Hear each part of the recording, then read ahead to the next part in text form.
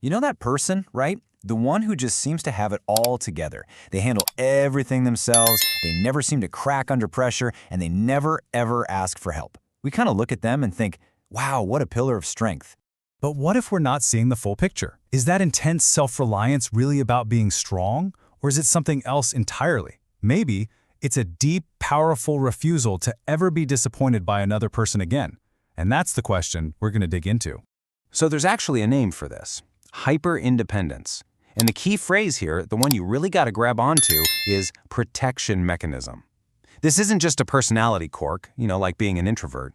No, this is an active strategy your brain is running, working overtime to shield you from getting hurt. Okay, so let's be super clear about the difference here. Healthy independence, that's when you know you're capable, you can handle your business, but you're also totally cool with asking for help. Hyper-independence, though, that's a hard no to support. It's driven by this fear of being let down. It's the difference between saying, I can do this, and truly believing, I must do this alone. So where does this all come from? How does someone build this emotional fortress around themselves? Well, for a lot of folks, the plans for it are drawn up way back in early childhood. It starts with this powerful, unspoken lesson that gets learned and relearned until it becomes a fundamental rule of their world. And that lesson is painfully simple. Your emotional needs will not be met. Just picture it. A little kid reaches out, needing comfort, needing someone to see them, and they get nothing. Time after time. The message they end up absorbing is just devastating. My needs don't matter, and nobody's coming to help. And this gets wired in through this almost brutally logical two-step process. First, their needs are ignored. So second, to survive that reality, they form a core belief. Okay, got it. I'm on my own. I must rely only on myself.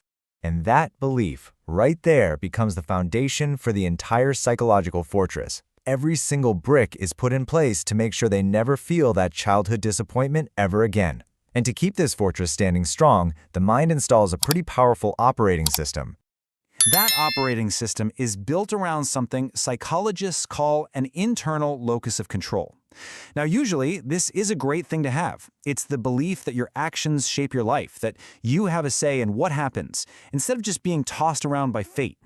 But here's the catch. In hyper-independence, this healthy belief gets kinda twisted and taken to a massive extreme. It goes from, I can influence things, to, I must control everything. Why? Because letting anyone else have influence feels like opening the door to being let down all over again. And this creates a secret rule book that they live by. It's filled with these unshakable laws like, relying on others? Nope, that just leads to disappointment. Or, asking for help? That's just admitting you failed. And the biggest rule of all, I am the only one who can keep myself safe. These aren't just ideas. They're the absolute law of the land. Which brings us to what might be the most important point of this whole thing.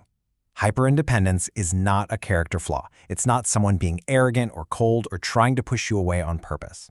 It is a protection mechanism. It's actually an incredibly smart survival strategy that a much younger version of that person came up with to get through a world that felt emotionally unsafe. And you know what? Back then, it worked. It absolutely kept them safe. I love this way of thinking about it. It was a shield, not a sword. It wasn't created to attack people or push them away. It was forged to protect something really vulnerable inside. It's all about defense.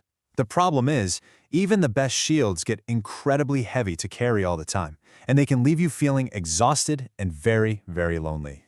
So that leaves us with one final thought to just sit with.